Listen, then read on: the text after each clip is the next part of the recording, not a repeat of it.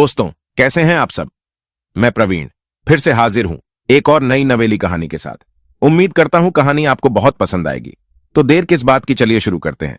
यह कहानी William Shakespeare के play the comedy of errors की है। बस कहानी को आसान करने के लिए लोगों के नाम बदल दिए गए हैं। कभी दो पड़ोसी देश थे जिनके नाम थे रामनगर और श्यामनगर।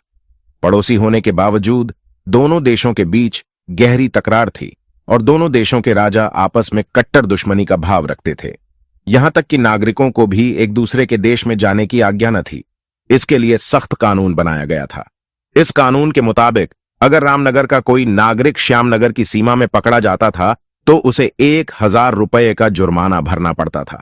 जुर्माना न भरने की हालत में उस नागरिक को मृत्युदंड दिया जाता था। इस कानून के कारण लोग सीमा पार करते हुए डरते थे। रामनगर में एक व्यापारी था जिसका नाम था घनशू। एक बार घनशू श्यामनगर में घूमते हुए पकड़ा गया। श्यामनगर के कानून के मुताबिक उसे 1000 रुपये जुर्माना भरना था, किंतु उसके पास देने के लिए कुछ भी नहीं था। इसलिए अंतिम निर्णय के लिए उसे राजा के दरबार में प्रस्तुत किया गया। महाराज, यह व्यक्ति रामनगर का रहने वाला है और हमने इसे महल के पास घूमते हुए पकड़ा है। कानून के अनुसार हम इससे जुर्माना भरवाकर इसे छोड़ देते, किंतु इसके पास देने के लिए कुछ भी नहीं है। अब आप ही फैसला कीजिए कि इसे क्या दंड दिया जाए। शहर कोतवाल ने राजा के सम्मुख निवेदन किया। तुम्हारा नाम क्या है? राजा ने घनशू से पूछा। घनशू, उसने सपाट स्वर में जवाब दिया। तुमने हमारे देश में आने की हिम्मत कैसे की? क्या तुम नहीं जानते थे कि रामनगर के लोगों के श्यामनगर में आने पर सख्त मनाही है? राजा ने सख्त स्वर में पूछा। जी हां, मुझे यहां के कानून के बारे में पता था। घनशू ने उसी तरह बिना डरे जवाब दिया। फिर भी तुमने ऐसा दुस्साहस किया? घनशू, अब हमारे कानून के अनुसार इस अपराध के लिए तुम या तो जुर्माने की रकम भरो या फिर मरने के लिए तैयार हो जाओ। राजा ने फैसला सुनाते हुए कहा। घनशू करुण स्वर में बोला। महाराज, जुर्माना भरने के लिए न तो मेरे पास पैसे हैं और न ही मैं भरना चाहता हूं। आप तो जितनी जल्दी हो सके मुझे मृत्युदंड दे दें ताकि मैं इस दुखी जीवन से मुक्त हो सकूं। मैं और जीना नहीं चाहता हूं। घनशू की बात सुनकर राजा को बड़ा आश्चर्य हुआ। अब तक उसके सामने जितने भी अपराधी आए थे सभी किसी न किसी तरह बहाने बनाकर दंड से मुक्ति की प्रार्थना करते थे, किंतु घनशू ऐसा पहला व्यक्ति था जो खुद ही दंड देने की प्रार्थना कर रहा था। उसके चेहरे पर मृत्युदंड के भय का किसी भी प्रकार का कोई चिन्ह दिखाई न देता था। आश्चर्यचकित राजा ने पूछा, घनशू, ऐसी कौन सी बात है जिसके कारण तुम मृत्यु को गले लगाना चाहते हो? मुझे बताओ, मैं तुम्हारे बारे में सब कुछ जानना चाहता हूं। महाराज, आप मेरे बारे में जानकर क्या करेंगे? मेरी कहानी इतनी दुख भरी है कि उसे सुनकर आपका मन भी दुखी हो जाएगा। इसलिए आप तो बिना देरी किए मुझे दंडित करें। घनशू दोबारा दुखी स्वर में बोला। अब तो राजा के मन में घनशू के बारे में जानने की इच्छा और भी तीव्र हो उठी। उसने दरबारियों की ओर देखा। वे सब भी घनशू की कहानी जानने को उत्सुक थे। उन्होंने भी पहली बार ऐसा व्यक्ति देखा था जो अपने मुंह से अपने लिए मौत मांग रहा था। दरबारियों की मंशा भांपकर राजा दोबारा बोला। घनशू, तुम निसंकोच होकर अपनी बात कहो। तुम्हारी कहानी सुने बिना हम कदापि तुम्हें दंडित नहीं कर सकते। मजबूर होकर घनशू अपनी कहानी सुनाने लगा। घनशू रामनगर के एक धनी व्यापारी का बेटा था। उसके पिता का व्यापार कई देशों में फैला था। पिता की मृत्यु के बाद घनशू ने उनका सारा व्यापार संभाल लिया। एक बार व्यापार के सिलसिले में उसे विदेश जाने का अवसर प्राप्त हुआ। वह अपनी बीवी को साथ लेकर माल से भरे जहाज के साथ गंगानगर नामक नगर में पहुंच गया। वह नगर उसे खूब रास आया। उसके जहाज का सारा माल जल्दी ही बिक गया और उसे खूब धन प्राप्त हुआ। उसने वापस अपने देश लौटने का विचार त्याग दिया और अपनी बीवी के साथ वहीं रहने लगा। कुछ समय पश्चात उसकी बीवी ने 2 जुड़वां बेटों को जन्म दिया। दोनों बच्चे आश्चर्यजनक ढंग से रूप, रंग और आकार में बिल्कुल एक जैसे थे। उनमें अंतर करना घनशू और उसकी बीवी के लिए भी बहुत कठिन था। वहीं उनके पड़ोस में एक गरीब महिला रहती थी। जिस दिन घनशू के बेटों का जन्म हुआ उसी दिन उस गरीब महिला ने भी 2 बेटों को जन्म दिया। संयोग से उसके बेटे भी रूप, रंग और आकार में एक समान थे। वह महिला इतनी निर्धन थी कि पुत्रों के पालन पोषण के लिए उसके पास कुछ भी नहीं था। वह स्वयं के खाने का इंतजाम ही बड़ी मुश्किल से कर पाती थी। पुत्रों के भरण पोषण का इंतजाम उसके लिए असंभव था। उसने घनशू से प्रार्थना की कि वह उसके पुत्रों को गोद ले ले ताकि वे भूख से न मरें। घनशू की बीवी का दिल पिघल गया और उसके कहने पर घनशू ने उस गरीब महिला के दोनों पुत्रों को गोद ले लिया। घनशू ने अपने दोनों पुत्रों का एक ही नाम रखा, चिंटू। उसने गोद लिए दोनों बच्चों का नाम भी एक ही रखा, गोलू। इस प्रकार घनशू दोनों चिंटू और दोनों गोलू का पालन पोषण करने लगा। एक बार घनशू को व्यापार के सिलसिले में फिर विदेश जाने का अवसर मिला। वह अपनी बीवी और चारों बच्चों से बहुत प्रेम करता था, इसलिए उसने उन्हें भी साथ ले लिया और जहाज पर सवार होकर दूसरे देश की यात्रा पर चल पड़ा। उसका जहाज कई महीनों तक समुद्र में चलता रहा। 1-2 दिन की यात्रा और बाकी बची थी। घनशू खुश था कि जल्दी ही वह अपने जहाज का माल बेचकर वापस अपने देश चला जाएगा, किंतु होनी को कुछ और ही मंजूर था। रात के समय समुद्र में भयंकर तूफान आया। घनशू का छोटा सा जहाज उस बलशाली तूफान का मुकाबला न कर सका और 2 हिस्सों में टूट गया। जहाज के यात्री समझ गए कि जहाज डूबने वाला है, इसलिए वे जल्दी जल्दी जहाज पर अपने साथ लाई छोटी छोटी नावें लेकर समुद्र में उतर गए। घनशू अपने परिवार के साथ जहाज में ही रह गया। किसी ने पीछे मुड़कर उनकी ओर देखना जरूरी नहीं समझा। किसी तरह घनशू ने जल्दी से लकड़ी के 2-3 फट्टों को जोड़कर 2 नावें तैयार की। एक नाव में उसने बीवी के साथ एक चिंटू और एक गोलू को बैठा दिया और दूसरी में खुद बाकी 2 बच्चों को लेकर सवार हो गया। कुछ दूरी तक दोनों नावें साथ साथ तैरती रहीं, किंतु कुछ देर बाद तेज जलधाराओं के कारण दोनों नावें एक दूसरे से दूर जाने लगीं। घनशू की आंखों के सामने उसकी बीवी और 2 बच्चे उससे दूर बहे जा रहे थे और वह कुछ कर नहीं पा रहा था। तभी उसे बीवी के नाव के पास एक बड़ी नाव दिखाई दी। उसने देखा कि नाव में सवार लोगों ने उसकी बीवी और दोनों बच्चों को अपनी नाव में बैठा लिया है। उन्हें सुरक्षित देखकर घनशू को असीम शांति का अनुभव हुआ।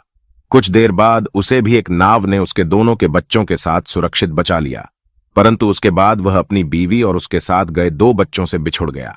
उसने उन्हें ढूंढने का बहुत प्रयास किया, परंतु नाकामयाब रहा। समय धीरे धीरे बीतता गया और साथ ही साथ घनशू की अपनी बीवी और बिछुड़े बच्चों से मिलने की आशा धूमिल होती गई। उसने अपना ध्यान अपने साथ आए दोनों बच्चों पर लगा लिया। अब वे दोनों ही उसका परिवार थे। समय के साथ चिंटू और गोलू बड़े हो गए। एक दिन चिंटू ने अपने पिता से अपनी माता के बारे में पूछा। घनशू अपने बेटों को अतीत में घटी घटनाओं के बारे में नहीं बताना चाहता था, लेकिन बेटे जब जिद पर अड़ गए तो उसे बताना पड़ा। पिता से सारी कहानी सुनने के बाद चिंटू जोश में आकर बोला, पिताजी, जब तक मैं अपनी मां और दोनों भाइयों को ढूंढ नहीं लेता, मुझे चैन नहीं आएगा। आप मुझे आशीर्वाद दीजिए कि मैं उन्हें ढूंढने में सफल हो सकूं। घनशू, जो कि अपनी बीवी और 2 बच्चों को पहले ही खो चुका था, किसी भी तरह चिंटू को अपने से दूर नहीं जाने देना चाहता था, किंतु चिंटू जिद पर अड़ गया। मजबूर होकर घनशू को अनुमति देनी पड़ी। दूसरे ही दिन चिंटू अपने साथ गोलू को लेकर अपनी माता और भाइयों की खोज में निकल पड़ा। घनशू घर पर रहकर उनके लौटने की प्रतीक्षा करने लगा, लेकिन कई साल बीत जाने के बाद भी वे नहीं लौटे। घनशू के मन में रह रहकर किसी अनहोनी की आशंका उठने लगी। जब उससे नहीं रहा गया तो वह भी बेटों को ढूंढने निकल पड़ा। ढूंढते ढूंढते वह श्यामनगर देश में आ गया, जहां सिपाही उसे पकड़कर राजा के सम्मुख ले आए। घनशू की कहानी सुनने के बाद राजा का मन द्रवित हो उठा। दरबार में उपस्थित प्रत्येक व्यक्ति के मन में घनशू से सहानुभूति का भाव उमड़ आया। राजा अपने मनोभावों को नियंत्रित करते हुए बोला, घनशू, मुझे दुख है कि ईश्वर ने तुमसे सब कुछ छीन लिया, किंतु उसकी लीला हम मनुष्य कभी नहीं समझ सकते।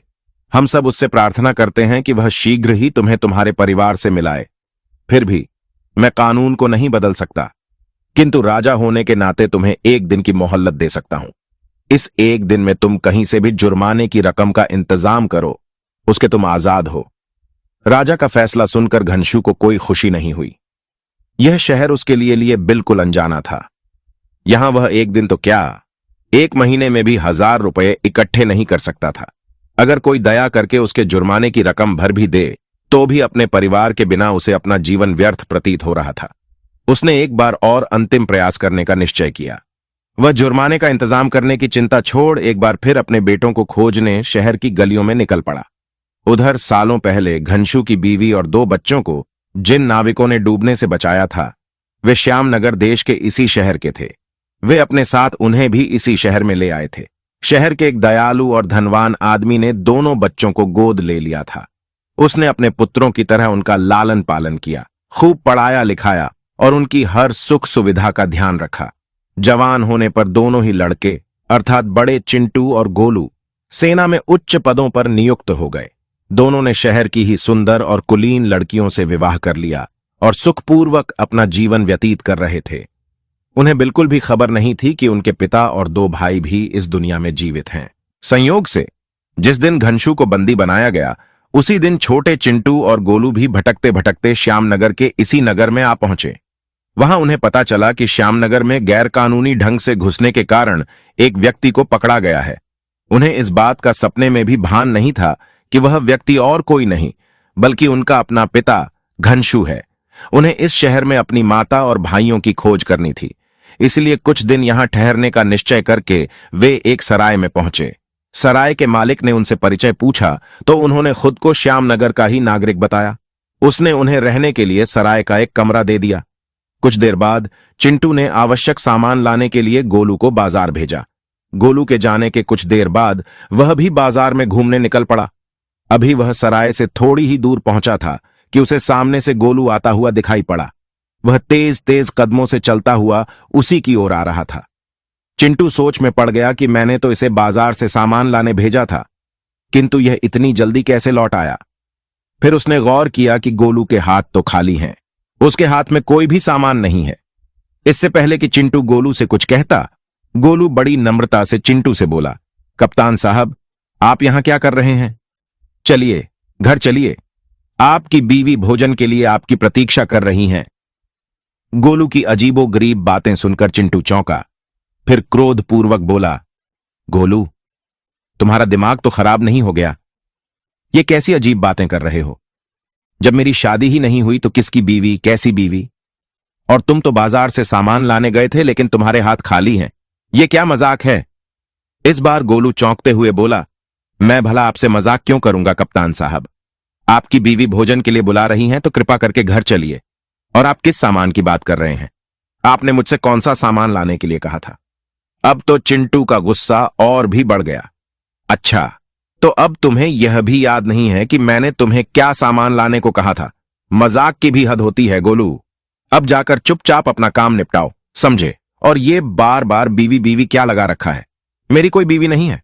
दरअसल वह बड़ा गोलू था जो छोटे चिंटू को बड़ा चिंटू समझ रहा था। वहीं छोटा चिंटू बड़े गोलू को छोटा गोलू समझकर डांट रहा था। इस प्रकार दोनों ही एक दूसरे को गलत समझ रहे थे। चिंटू का अजीब बर्ताव देखकर गोलू सोचने लगा कि अवश्य ही कप्तान साहब अपनी बीवी से लड़कर आए हैं, इसीलिए गुस्से में ऐसी बातें कर रहे हैं। लेकिन भाभी ने तो मुझे इन्हें घर लाने के लिए कहा है, तो मैं इन्हें लेकर ही जाऊंगा। यह सोचकर वह बार बार चिंटू से घर चलने का आग्रह करने लगा। गोलू के मुंह से बार बार घर चलने की बात सुनकर आखिरकार चिंटू चिढ़ गया और बोला, लगता है तेरा दिमाग सचमुच खराब हो गया है। तू जानता है कि मेरा विवाह नहीं हुआ है, फिर भी बार बार बीवी बीवी की रट लगाए हुए है। चल, पहले उस लड़की से मिलता हूं जिसे तू मेरी बीवी बता रहा है, बाद में तुझे सीधा करूंगा। इतना कहकर वह गोलू के साथ चल पड़ा। रास्ते में वे भीड़ भाड़ भरे बाजार से होकर गुजरे। इस भीड़ में चिंटू और गोलू अलग अलग हो गए। चिंटू ने इधर उधर देखा तो गोलू कहीं दिखाई नहीं दिया। वह गुस्से में बड़बड़ाता हुआ आगे बढ़ने लगा। तभी उससे छोटा गोलू आ टकराया। चिंटू उसे डांटता हुआ बोला, कहां गायब हो गया था भीड़ में मुझे छोड़कर? चल, कहां लेकर चल रहा है मुझे? छोटे गोलू को कुछ समझ नहीं आया। वह पलकें झपकाता हुआ बोला, क्या कह रहे हैं आप? आपने ही तो मुझे सामान लाने बाजार भेजा था, और आप सराय छोड़कर यहां बाजार में क्या करने आए हैं? चिंटू के गुस्से का पारा और ऊपर चढ़ गया। गोलू, सराय से तुम मुझे यह कहकर लाए हो कि मेरी बीवी खाने के लिए मुझे बुला रही है, और अब तुम कह रहे हो कि तुम सामान लाने आए हो। ऐसा बेहुदा मजाक तुम मेरे साथ कैसे कर सकते हो? मैंने कब कहा कि आपकी बीवी बुला रही है? आपकी तो अभी शादी ही नहीं हुई तो बीवी कहां से आई? मुझे लगता है आपको कोई गलतफहमी हो गई है, छोटा गोलू आहिस्ते से बोला। इधर ये दोनों आपस में बहस में उलझ रहे थे। उधर कप्तान की बीवी घर पर खाने की थाली सजाए कप्तान की प्रतीक्षा कर रही थी। वह परेशान थी कि गोलू अभी तक कप्तान साहब अर्थात बड़े चिंटू को लेकर क्यों नहीं आया। जब काफी देर हो गई तो वह स्वयं पति को खोजने निकल पड़ी। बाजार में उसने छोटे चिंटू और छोटे गोलू को आपस में बहस करते देखा। वह उसे अपना पति समझकर पास आई और बोली, जानू, आप यहां क्या कर रहे हैं? मैं कब से खाने पर आपका इंतजार कर रही हूं। क्या आप मुझसे नाराज हैं जो बुलाने पर भी नहीं आ रहे? चलिए, घर चलिए। एक अनजान युवती के मुख से अपने लिए जानू संबोधन सुनकर चिंटू चौंक पड़ा। यह उसके लिए असह्य था। वह क्रोध से भड़कते हुए बोला, तुम कौन हो जो मुझे जानू कहकर संबोधित कर रही हो? मेरी कोई बीवी नहीं है। चिंटू की मुखमुद्रा देखकर युवती पल भर के लिए हतप्रभ रह गई। फिर स्वयं को संयत करती हुई बोली, ये सच है कि आप मेरे पति हैं। अगर आप किसी बात पर मुझसे नाराज हैं तो भी बाजार में इस तरह झगड़ना ठीक नहीं है। अच्छा होगा हम घर चलें और वहीं शांति से बात करें। चलो गोलू, तुम्हारी बीवी भी तुम्हारा इंतजार कर रही है। चिंटू की सोच को जैसे लकवा मार गया था। वह समझ नहीं पा रहा था कि उसके साथ यह सब क्या हो रहा है। यह युवती स्वयं को उसकी बीवी बता रही है और गोलू को भी उसकी बीवी के पास चलने के लिए कह रही है। यह सब हो क्या रहा है? परदेश में यह कैसी मुसीबत उसके गले आन पड़ी है। वह सोच ही रहा था कि इससे पीछा कैसे छुड़ाया जाए। तभी भीड़ में से एक आदमी बोला, अरे साहब, क्यों घर की बातें बाजार में उछाल रहे हैं? अगर बीवी से कोई गलती हो गई है तो उसे घर जाकर समझा दें। आप जैसे पढ़े लिखे लोगों को इस तरह की हरकतें शोभा देती हैं क्या? भीड़ में से कई और लोगों ने भी उस आदमी की बात का समर्थन किया। हालत और खराब हो गई थी। अब तक तो केवल युवती ही उसके पीछे पड़ी थी, किंतु अब राह चलते लोग भी उसके समर्थन में उतर आए थे। चिंटू समझ गया कि अगर वह युवती के साथ नहीं गया तो मामला बिगड़ सकता है। वैसे भी वह ठहरा परदेसी, कहीं लेने के देने न पड़ जाएं। यही सोचकर वह युवती के साथ जाने को तैयार हो गया। युवती ने उसका हाथ पकड़ा और खींचते हुए घर की ओर ले चली। गोलू भी पीछे पीछे आ रहा था। घर पहुंचकर युवती ने बड़े प्यार से चिंटू को खाने की टेबल पर बिताया और गोलू से बोली, गोलू, जाओ तुम भी भीतर जाकर खाना खा लो। तुम्हारी बीवी तुम्हारी राह देख रही होगी। यह कहकर वह चिंटू के बगल में बैठ गई और प्यार भरी बातें करने लगी। चिंटू हक्का बक्का सा अनमने ढंग से खाने का कौर गले के नीचे उतारने लगा। उधर गोलू जैसे ही घर के भीतर पहुंचा, एक दूसरी युवती जानू जानू कहकर उसके गले से लिपट गई। छोटा गोलू छिटक कर दूर खड़ा हो गया। युवती आश्चर्य प्रकट करती हुई बोली, जानू, आज तुम्हें क्या हो गया है? तुम तो ऐसे दूर खड़े हो गए जैसे तुमने किसी और की बीवी को गले लगाया हो। चलो अब खाना खा लो। बेचारा और करता भी क्या, चुपचाप बैठकर भोजन करने लगा। जिस समय ये लोग घर के भीतर भोजन कर रहे थे, उसी समय बड़ा चिंटू और बड़ा गोलू घर लौट आए और दरवाजा खटखटाने लगे। दरवाजा खुलने में देर हुई तो बड़ा चिंटू बोला, लगता है हम लोगों को आने में देर हो गई है, इसलिए हमारी बीवियां हमसे नाराज हो गई हैं। चलो उन्हें खुश करने के लिए बाजार से कुछ उपहार ले आए। गोलू ने सहमति में सिर हिलाया और वे दोनों दरवाजे से ही वापस फिर बाजार की ओर चले गए।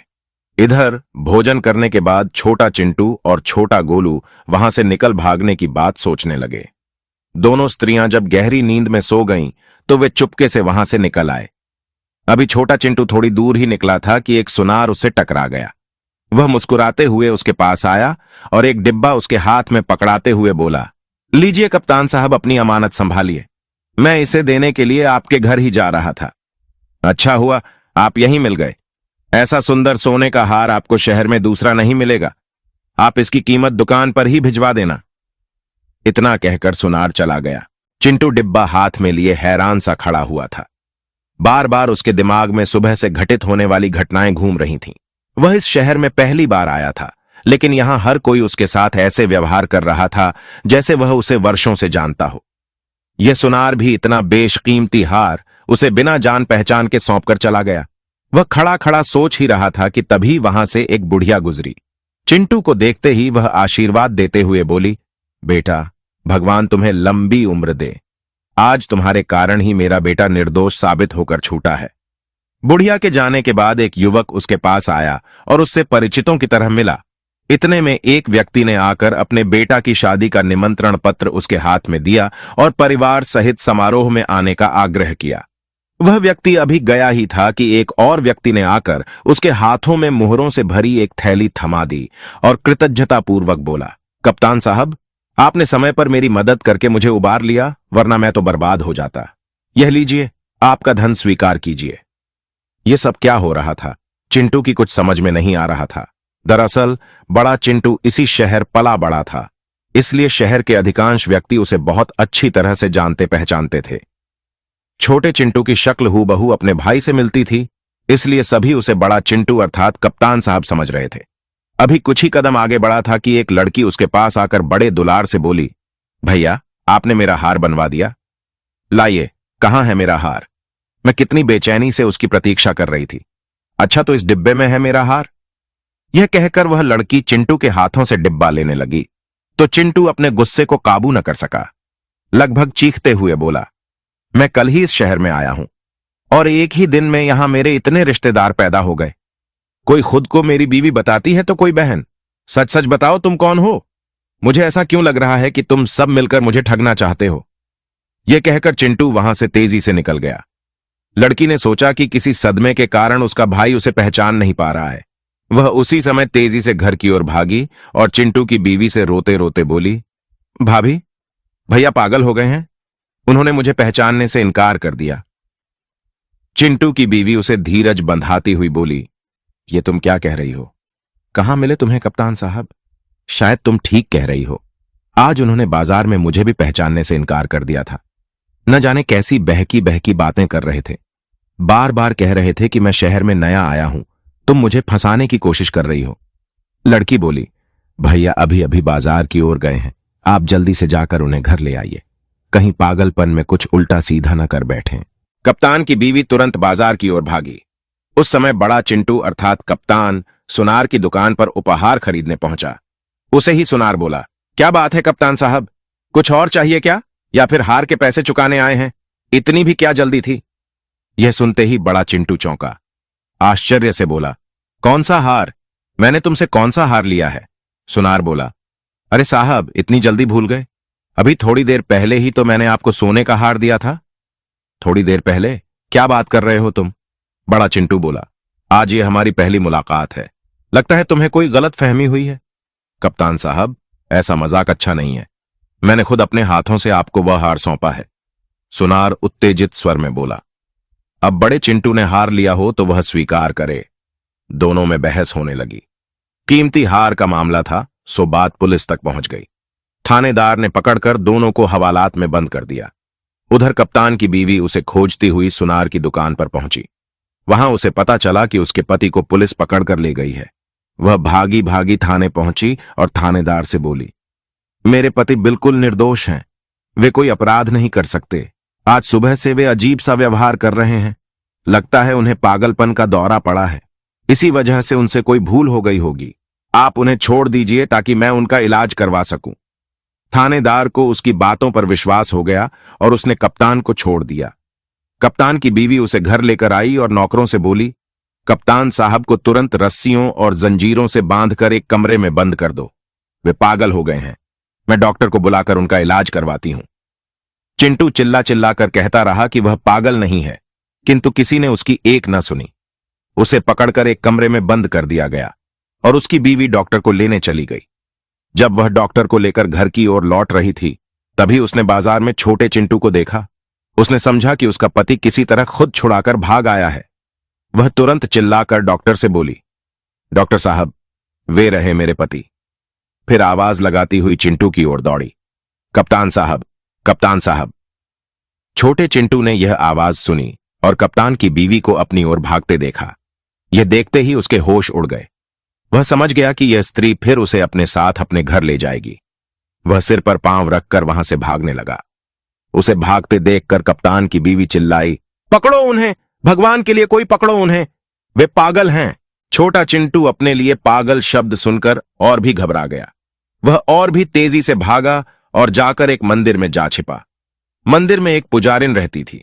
चिंटू ने अपनी सारी कहानी उसे संक्षेप में बताई और कहा कि एक चालाक औरत जबरदस्ती उसे अपना पति बनाकर अपने घर ले जाना चाहती है।